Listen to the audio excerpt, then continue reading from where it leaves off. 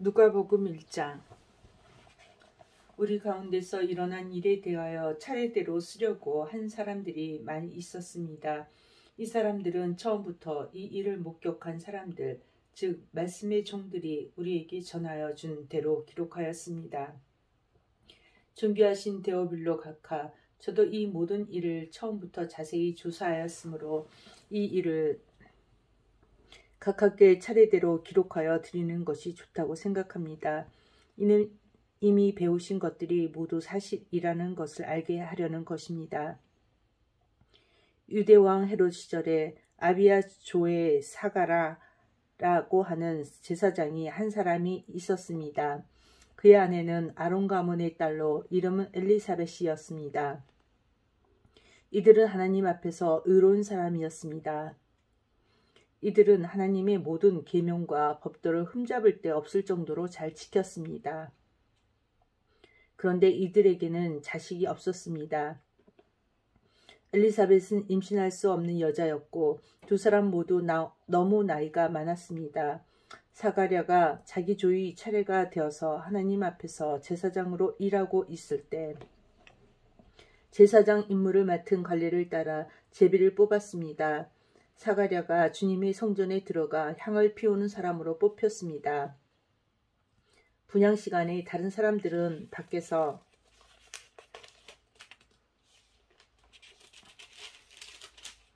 기도를 하고 있었습니다.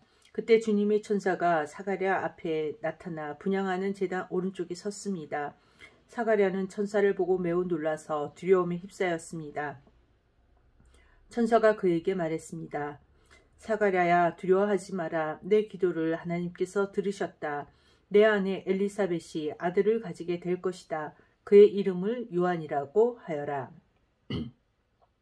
그 아들은 내게 기쁨과 즐거움이 될 것이다. 또한 많은 사람들이 그가 태어남을 즐거워할 것이다. 그 아들은 하나님 앞에서 큰 인물이 될 것이다. 그는 포도주와 술을 마시지 않으며 어머니 뱃속에 있을 때부터 성령으로 충만해질 것이다. 그는 이스라엘 자손들 중에서 많은 사람들을 주 하나님께로 돌아오게 할 것이다. 그는 엘리야의 심령과 능력을 가지고 주님보다 먼저 올 것이다. 그래서 아버지의 마음을 자녀에게로 향하게 하며 순종하지 않는 사람들을 의인의 지혜로 돌아서게 할 것이다. 그래서 사람들에게 주님을 맞을 준비를 하게 할 것이다. 사가랴가 천사에게 말하였습니다. 이 일이 일어날지 제가 어떻게 알겠습니까? 저는 늙었고 제 아내 또한 늙었습니다. 천사가 사가랴에게 대답하였습니다. 나는 하나님 앞에서 섬기고 있는 가브리엘이다. 하나님께서 이 기쁜 소식을 전하라고 나는 너에게 보내셨다. 들어라, 때가 되면 이루어질 내 말을 내가 믿지 않았으므로 이 일이 이루어질 때까지 너는 말을 하지 못하게 될 것이다. 사람들이 밖에서 사가랴를 기다리고 있었습니다. 사람들은 그가 성전에서 늦어지는 것을 이상하게 생각하였습니다. 사가랴가 밖으로 나왔는데 아무 말도 할 수 없었습니다. 사람들은 그가 성전 안에서 환상을 본 줄 알게 되었습니다. 사가랴는 단지 손짓만 할 뿐 말을 하지 못했습니다. 제사장 직무 기간이 끝난 뒤에 사가랴는 집으로 돌아갔습니다. 그 후에 엘리사벳이 임신하게 되었습니다. 그녀는 임신한 후 5달 동안 집 밖에 나오지 않았습니다. 그녀가 말했습니다. 주님께서 나를 너그러이 돌보아 주셔서 아이를 주심으로 사람들로부터 당하는 내 부끄러움을 없애주셨다. 임신한 후 6째 달에 하나님께서 가브리엘 천사를 나사렛이라고 하는 갈릴리의 한 마을로 보내셨습니다. 가브리엘은 다윗 가문의 요셉이라고 하는 사람과 약혼한 처녀에게 가게 되었습니다. 이 처녀의 이름은 마리아였습니다. 천사가 마리아에게 와서 말했습니다. 은혜를 입은 여인이여 기뻐하여라. 주께서 당신과 함께하길 빈다. 마리아는 천사의 말을 듣고 너무나 놀라서 이게 도대체 무슨 소리인가 하고 생각하였습니다. 천사가 마리아에게 말했습니다. 마리아야, 두려워하지 마라. 하나님께서 내게 은혜를 베푸신다. 보아라, 내가 아이를 임신하게 되어 아들을 낳을 것이다. 너는 그 이름을 예수라고 하여라. 그는 크게 되어 가장 높으신 분이 아들이라고 불릴 것이다. 주 하나님께서 그에게 그의 조상 다윗의 왕자를 주실 것이다. 그는 영원히 야곱의 집을 다스릴 것이며 그의 나라는 끝이 없을 것이다. 마리아가 천사에게 말했습니다. 나는 남자를 알지 못하는 처녀인데 어떻게 이런 일이 있을 수 있습니까? 천사가 마리아에게 대답했습니다. 성령이 내게 내려오시고 가장 높으신 분의 능력이 너를 감싸주실 것이다. 태어날 아이는 거룩한 분, 하나님의 아들이라고 불릴 것이다. 보아라, 내 친척 엘리사벳도 나이가 많지만 임신하였다. 그녀는 임신하지 못한다고 생각하였으나 벌써 임신한 지 6달이 되었다. 하나님께서는 하지 못하실 일이 없다. 마리아가 말했습니다. 보소서, 저는 주님의 여종이오니 당신의 말씀대로 제게 이루어질 것을 믿겠습니다. 그러자 천사가 마리아에게 떠나갔습니다. 그 무렵 마리아가 일어나 유대 지방 산골에 있는 동네로 서둘러 갔습니다. 사가랴의 집으로 들어가서 엘리사벳에게 인사하였습니다. 엘리사벳이 마리아의 인사를 받을 때 아기가 뱃속에서 뛰어놀았습니다. 엘리사벳이 성령으로 충만하여져서 큰 소리로 외쳤습니다. 당신 여인들 중에서 가장 복받은 자입니다. 당신의 뱃속에 있는 열매가 복됩니다. 내 주님의 어머니께서 내게 오시다니 무슨 일입니까? 보소서, 당신이 인사하는 소리가 내 귀에 들릴 때에 내 뱃속의 아이가 기뻐서 뛰어놀았습니다.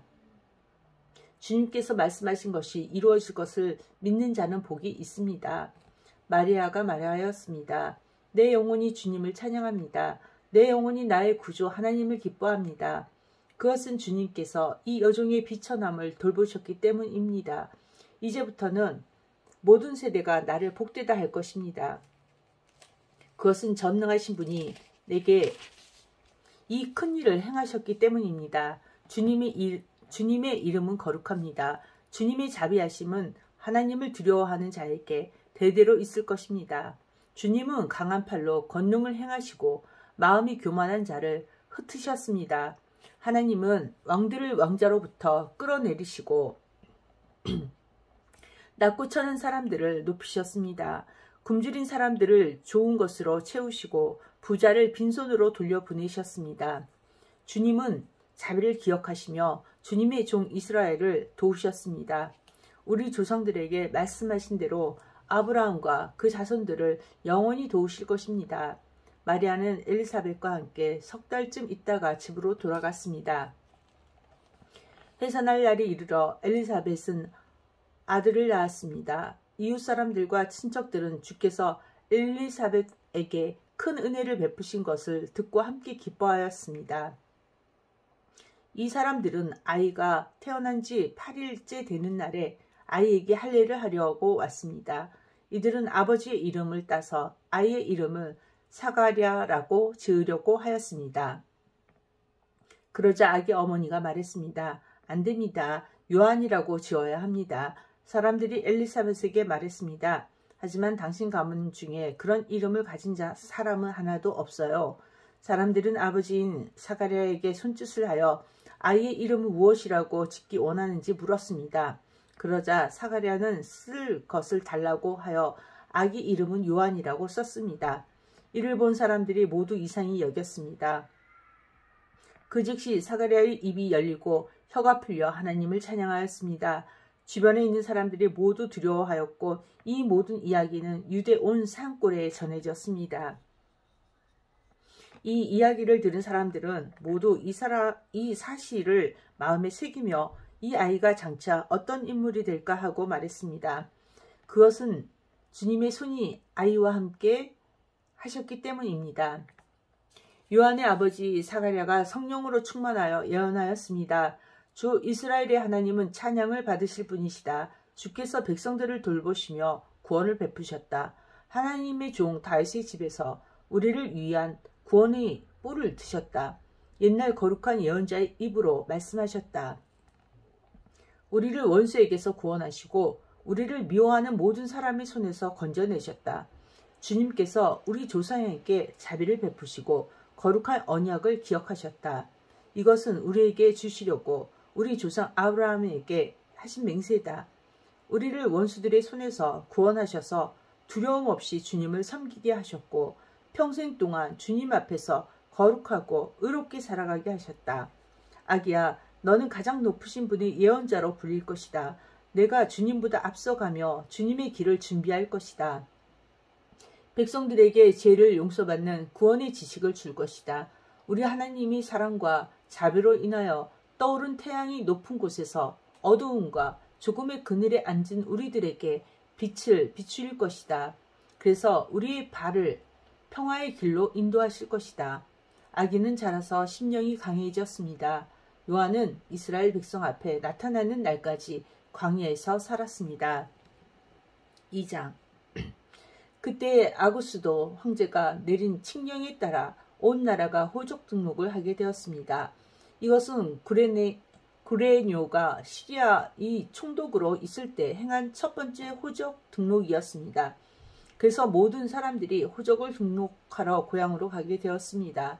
요셉도 다윗 가문의 자손이었으므로 갈릴리 나사렛을 떠나 유대 지방에 있는 다윗의 마을로 갔습니다. 이 마을을 베들레헴이라고 불렀습니다.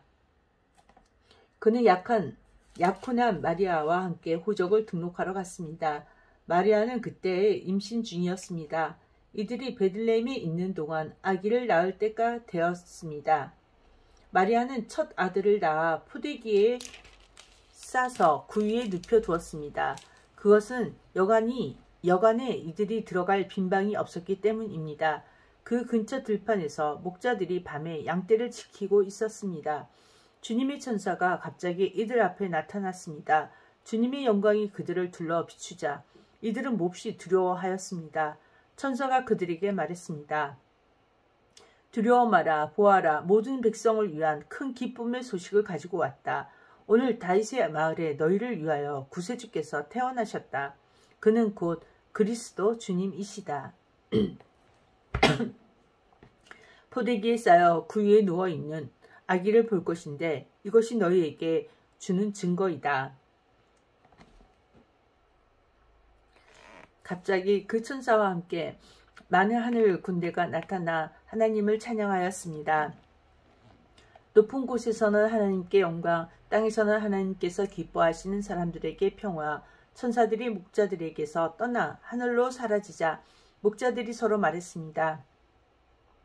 베들레헴으로 어서 가서 주께서 우리에게 알려주신 일이 일어나는지 확인합시다.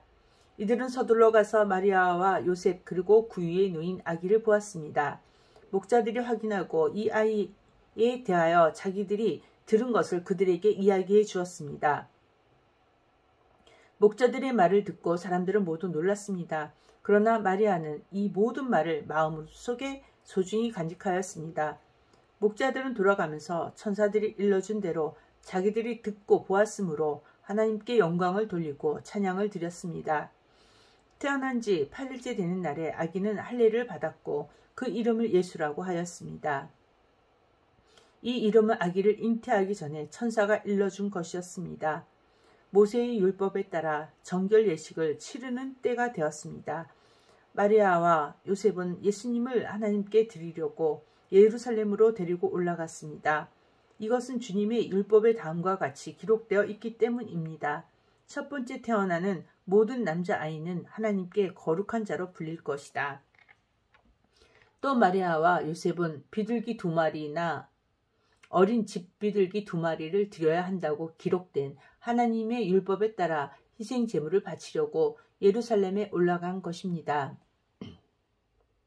예루살렘에 시므온이라는 한 사람이 있었습니다. 이 사람 의롭고 경건한 사람으로서 하나님께서 이스라엘을 위로하실 때를 기다리고 있었습니다. 성령께서 이 사람과 함께 하셨습니다. 성령께서 시므온에게 주 그리스도를 보기 전에는 결코 죽지 않을 것이라는 계시를 주셨습니다. 시므온은 성령으로 충만해져서 성전으로 왔습니다. 마침 마리아와 요셉이 율법의 규정대로 행하기 위해 어린 예수님을 성전으로 데리고 왔습니다. 시므온이 아이를 팔에 안고 하나님께 찬양하였습니다. 주님, 이제 주님의 종을 주님의 말씀대로 평화롭게 떠날 수 있게 하셨습니다. 제 눈으로 주님의 구원하심을 보았습니다. 주님께서 이 구원을 모든 백성들 앞에 마련해 주셨습니다. 이는 이방 사람들에게는 계시의 빛이요 주님의 백성 이스라엘에게는 영광입니다. 예수님의 아버지와 어머니는 시므온이 예수님께 대하여 말하는 것을 듣고 매우 놀랐습니다. 시므온은 그들을 축복하고 아이의 어머니 마리아에게 말했습니다. 이 아이는 이스라엘이 많은 사람들을 넘어지게도 하고 일어서게도 할 것입니다. 또한 사람들의 비난을 받는 표적이 될 것입니다. 이 일 때문에 많은 사람들이 마음에 있는 생각이 드러날 것입니다. 그러나 당신의 마음은 칼로 쪼개듯이 아플 것입니다. 또 여자 예언자가 있었습니다. 이 사람은 아셀 지파의 바누엘의 딸인 안나였습니다. 그녀는 나이가 많았습니다. 결혼하고 7년 동안을 남편과 살았는데 그 후로 과부가 되어 84세가 되었습니다. 그동안 한 번도 성전을 떠나지 않고 밤낮으로 금식과 기도를 하여 하나님을 섬겼습니다. 바로 그때 그녀가 와서 하나님께 감사를 드리고 예루살렘의 구원을 기다리는 사람들에게 이 아이에 대해 이야기하였습니다. 아이는 주님의 율법에 따라 모든 일을 다 마치고 갈릴리에 있는 고향 나사렛으로 돌아가 왔습니다. 아이는 점점 자라고 튼튼해졌으며 지혜도 많아졌습니다. 하나님의 은혜가 아이와 함께 하였습니다. 해마다 6월절이 되면 예수님의 부모는 예루살렘으로 올라갔습니다. 예수님이 12살이 되었을 때에도 6월절 관습을 따라 예루살렘으로 올라갔습니다. 6월절이 끝나고 집으로 돌아오는데 소년 예수님은 예루살렘에 남아 있었습니다. 하지만 부모들은 이 사실을 몰랐습니다. 단지 그들은 예수님이 일행들 속에 있을 것으로만 생각하고 있었습니다. 그렇게 하루 정도 길을 간 후 요셉과 마리아는 예수님을 친척들과 친지들 가운데서 찾기 시작했습니다. 그러나 예수님을 발견하지 못하자 예수님을 찾으러 다시 예루살렘으로 되돌아갔습니다. 3일 뒤에 그들은 성전에서 예수님을 발견하였습니다. 예수님은 성전에서 율법학자들 사이에 앉아서 듣기도 하고 묻기도 하면서 계셨습니다. 그의 이야기를 들은 모든 사람들이 예수님의 슬기와 대답에 놀라워했습니다. 예수님의 부모도 그를 보고는 매우 놀랐습니다. 어머니가 말했습니다. 아들아, 왜 이렇게 하였느냐? 내 아버지와 내가 걱정하며 너를 찾아다녔다. 그때 예수님께 대답하셨습니다. 그때 예수님께서 대답했습니다. 왜 저를 찾으셨습니까? 제가 아버지 집에 있어야 할 것을 모르셨습니까? 그러나 그들은 예수님이 하신 말씀을 이해하지 못했습니다. 예수님은 부모와 함께 나사렛으로 내려갔습니다. 그리고 부모에게 순종하였습니다. 마리아는 이 모든 일들을 마음속에 간직해 두었습니다. 예수님은 지혜와 키가 더욱 자랐고 하나님과 사람들로부터 사랑을 받았습니다. 아멘.